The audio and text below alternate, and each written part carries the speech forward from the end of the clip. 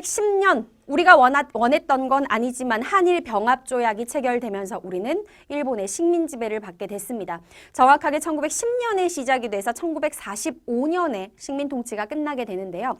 그 중에서도 일본이 우리를 식민 통치했던 1910년대의 통치 방식을 무단 통치라고 얘기를 하는 거예요. 20년대가 되면 다시 통치 방식이 바뀌어요. 무단 통치라고 하는 말을 간단히 말하자면 이게 무슨 뜻이냐? 무라고 하는 게 무력, 그러니까 힘을 쓴다라는 거죠. 그 다음에 단이라고 하는 게 억압, 즉 힘을 가지고 누군가를 억압해가지고 강제로 억누르면서 짓밟으면서 하는 통치 형태를 무단 통치라고 하는 겁니다. 우리 민족이 일본에게 지배를 받을 이유가 하나도 없잖아요. 우리 민족이 식민 지배를 받아들였겠어요? 안 받아들였겠죠. 굉장히 저항을 많이 했을 거 아니야? 그러니까 막 사람들을 체포한다든지 감옥에 가두어 버린다든지 때린다든지 하면서 무력으로 억압을 하는 통치를 1910년대에 했다. 이것을 우리가 1910년대 무단 통치라고 하는 겁니다. 자, 구체적으로 무단 통치 시기에 어떤 통치 방식들이 이루어졌는지 이제 구체적으로 살펴볼 텐데, 일단 첫 번째, 식민 지배를 하기 위한 통치 기구를 제일 먼저 만들었겠죠.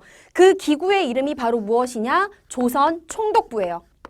자, 1905년에 을사늑약이 체결되면서 1905년에서 1910년 한일병합조약이 체결되기 전까지 대략 5, 6년의 기간 동안 일본이 우리의 내정 간섭을 했었잖아.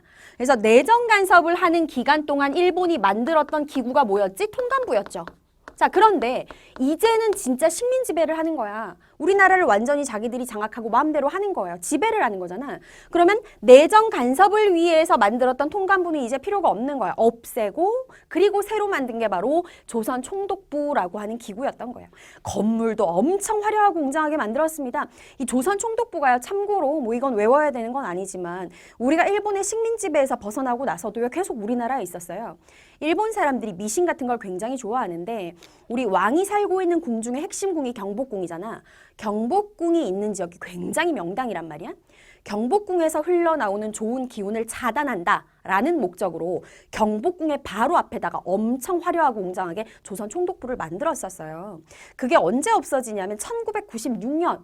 생각보다 오래 안 됐죠. 1996년에 조선 총독부가 완전히 철거가 됐는데 어쨌든 식민통치기관, 식민통치의 최고기구 조선 총독부 반드시 알고 있어야 되고 이 조선 총독부에서 가장 높은 직책을 가지고 있는 대장의 역할을 하는 존재를 우리가 뭐라고 부르냐면은 조선 총독이라고 부르는 거죠. 조선 총독부가 만들어지고 일대 총독으로 부임한 인물이 데라우치라고 하는 일본인이었습니다. 그러니까 사진만 가도 굉장히 약간 얌생이 같은 약간 편견이 있어서 그런지 모르겠는데 하여튼 인상 되게 안 좋아요. 데라우치라는 총독이 부임해 왔는데 자 그렇다면 어떤 사람을 일본은 조선 총독으로 임명을 했느냐? 당연히 일본인으로 임명을 했겠죠. 아무 일본인이 아니라 일본인 중에서도 군인 출신이에요. 육군 전체를 통솔하는 육군대장 혹은 해군 전체를 통솔하는 해군대장 출신 중에 한 명을 조선의 총독으로 임명을 했다. 군인 출신을 임명했다는 것만 봐도 얼마나 우리를 힘으로 억누르려고 했는지를 우리가 이미 알 수 있는 거지. 이런 존재가 이제 조선 총독이었는데 조선 총독은 어떤 권한을 갖느냐? 말 그대로 절대 권력. 그러니까 무소불위의 권력이라고 하잖아. 절대적인 권력을 가지고 있어요. 지금 같은 민주주의 사회에서는 감히 상상할 수 없는 존재인데 모든 권력. 자, 법을 만들 수 있는 입법권, 이 법을 바탕으로 우리나라를 다스릴 수 있는 행정권, 재판을 할 수 있는 사법권, 그리고 마지막으로 군대 전체를 지휘할 수 있는 군 통수권까지 조선 총독이라고 하는 존재는 이런 상상조차 할 수 없는 어마어마한 절대 권력을 가지고 우리 민족을 통치를 했다라는 겁니다.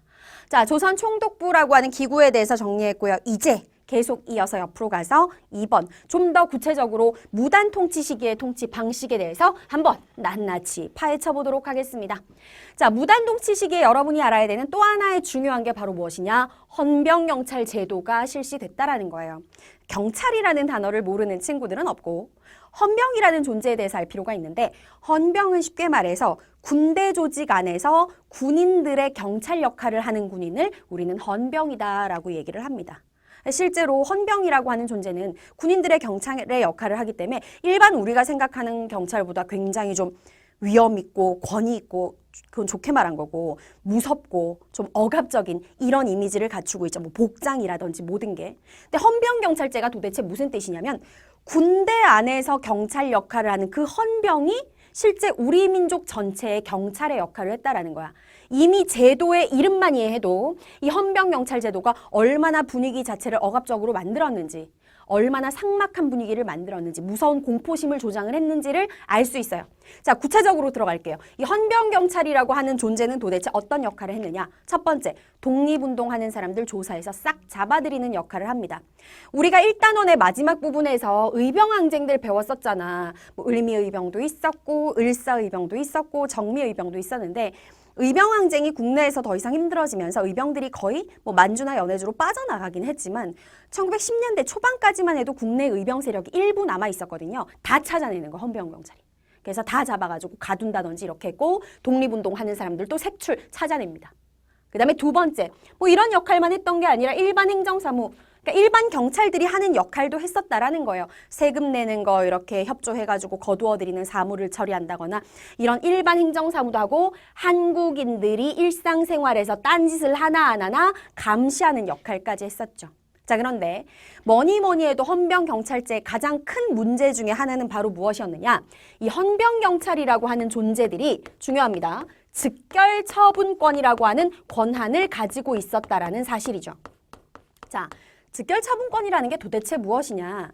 어떤 사람을 뭐 범죄를 저지른 사람을 잡았을 때 즉결, 그 자리에서 즉시 판결을 내려서 그 사람에게 어떤 벌을 줄지 처분을 내릴 수 있는 권리예요. 자, 경찰이라는 존재에 대한 이해가 조금 필요합니다, 여러분. 경찰이라는 존재는요, 범죄자를 잡는 것까지가 경찰의 역할이지 이 사람, 너는 이만큼의 죄를 지었으니까 너는 깜빵에 가서 1년을 살아야 돼. 아니면은 뭐 너는 벌금을 1,000만 원을 내야 돼. 이게 경찰의 역할이 아니야. 경찰이 범인을 잡아가지고 넘기면 실질적으로 이 사람에게 어떤 벌을 줄지는 사법부, 법원에서 판단을 하는 거거든요. 근데 이 당시는 그렇지 않았다라는 거예요. 헌병경찰이 어떤 사람을 잡았어. 그 사람의 죄를 그 자리에서 판단하고 처분을 할 수 있는 권리가 있었는데요. 이게 우리 민족에게만 적용됐다라는 게 문제였죠. 당시에 일본은 1912년 조선 태형령이라고 하는 명령을 발표합니다. 태형이라고 하는 건 태라고 하는 그 몽둥이, 쉽게 말하면 몽둥이에요. 몽둥이를 들고 사람을 때릴 수 있는 벌이 태형이거든. 한국 사람을 잡았어. 어떤 죄를 저질러서 잡았어.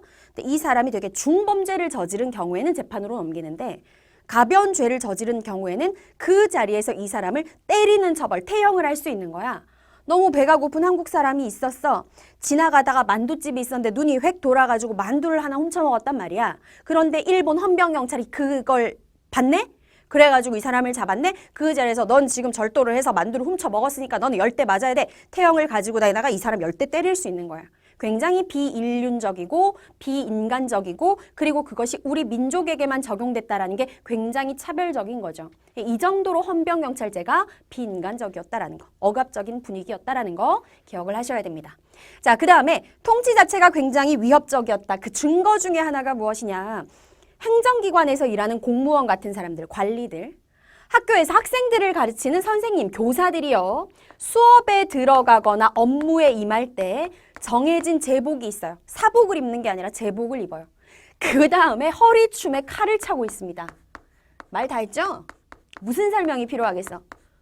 공무원이 관리로 일하는데 칼이 뭐가 필요할 것이며 아이들을 가르치는 선생님이 교단에 서는데 허리에 웬 칼? 그만큼 분위기 자체가 위협적이었다. 말 안 들으면 이런 분위기를 조장을 했다라는 거예요. 자, 그 다음에 내려가서 민족운동, 독립운동 당연히 탄압했겠죠. 자, 구체적으로 한국인들의 모든 종류의 정치활동은 금지시킨다. 다음, 구체적으로 어떤 권리들을 금지시키느냐. 언론의 자유. 둘째, 출판의 자유. 셋째, 집회의 자유. 넷째, 결사의 자유. 이러한 인간이 가지고 있는 기본적인 모든 자유 박탈한다.